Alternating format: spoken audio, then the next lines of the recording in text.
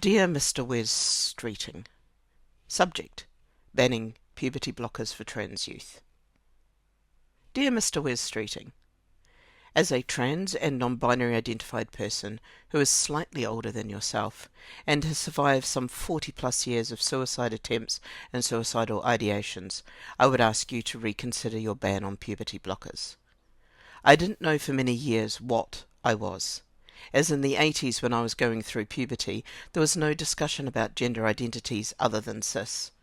I grew up in a country where it was illegal to be gay until I was 16. I spent my teenage years coming into a sexuality that was talked about in pejorative terms, and so, like most, I went deep into a closet of denial. I know you are aware of the mental health pain and challenge that causes, as you spoke about it when you put in this ban. What I was dealing with on top of that pain around sexuality was a puberty that didn't feel congruous with who I am, being forced by my biology and society into a gender that didn't fit with who I am. Unlike trans youth of today, I didn't have the language to express these thoughts about my gender, and I just closeted this deeply. I was born too early to be part of the medical miracle that is delaying puberty in these circumstances. The pressure of this double closeting was intense. Everyone could sense I was different, and I was bullied relentlessly at school and church.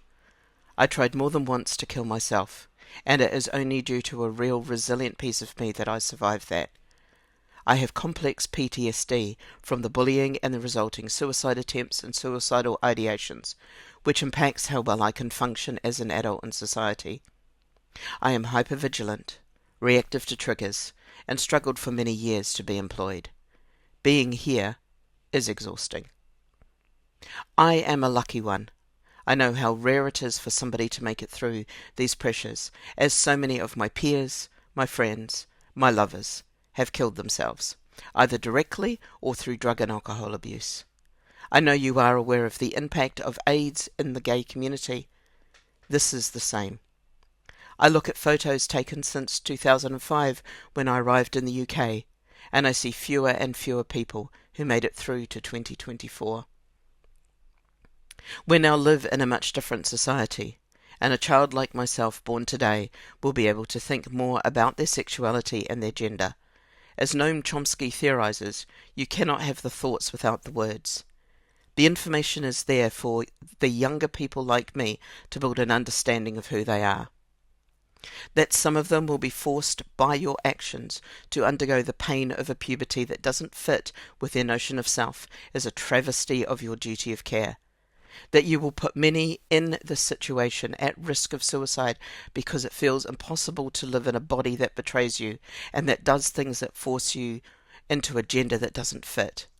That it is possible to delay puberty safely, and it has been done for nearly 40 years, is a medical miracle.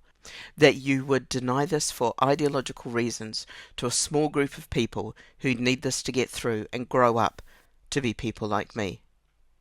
I am one of those who made it through the hellscape and would not want anyone to have to do that when there is a safe medical alternative. Please reconsider your decision and reverse the ban. Yours, Dr. J. I would encourage you to write to your MPs and to Wes Streeting as well. If you want to think about what to write, I have no templates.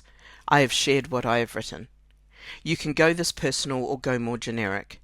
It is all about ensuring the people making this decision know it is not only trans people who want this changed, about getting people who aren't directly impacted raising their voices against this ban that is only there on ideological grounds.